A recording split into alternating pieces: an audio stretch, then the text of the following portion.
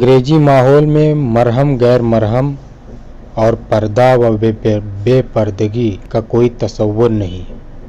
नंगापन और बेहयाई अपने उरूज पर। पढ़े लिखे लोग तहजीबदार दीन से बेखबर। घरों में बच्चों के सामने माँ बाप एक दूसरे को चूमने चिपटने में मशगूल होते हैं।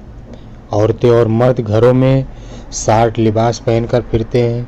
मर्द और औरत अपनी खुशी से जिना करें तो उसे कानून की नज़र में जुर्म ही तस्वुर नहीं किया जाता। अंदरूनी कैफियत एक वाक़ये से वाजिया हो सकती। एक शख्स ने अपने घर में गाड़ी चलाने के लिए एक ड्राइवर रखा जो मुसलमान।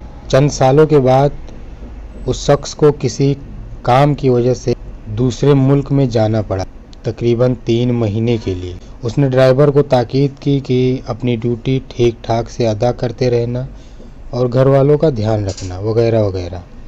ड्राइवर रोज़ाना अपनी ड्यूटी पर हाजिर हो जाता। घर की ज़रूरत की कोई चीज़ लानी होती तो वो ला देता। बेगम साहिबा को किसी काम से घर से बाहर ले जाना पड़ता तो ले जाता। ऐसे ही चल रहा था। 15 दिन गुजरने के बाद एक दिन बेगम साहिबा ने उसे कमरे में बुलाया और कहा, आओ मेरे साथ जिना। ड्राइवर ने सोचा कि मैं अपने अफसर के साथ खयानत कैसे करूं, लिहाजा उसने इनकार कर दिया। बेगम साहिबा ने इस बात का बुरा माना और ड्राइवर को गुस्से में कहा कि तुम निकल जाओ।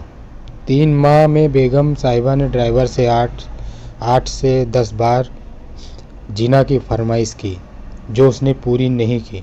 जब अफसर आता है वापस बीवी आता है तो अगले दिन ड्राइवर से पूछने लगा कि क्या मेरी बीवी ने तुमसे जिना की ख्वाहिश जाहिर की थी। उसने कहा, जी हाँ, मगर मैंने इनकार कर दिया था।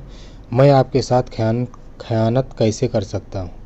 अफसर कहने लगा, ओ बेवकूफ़, खयानत क्या भला होती है।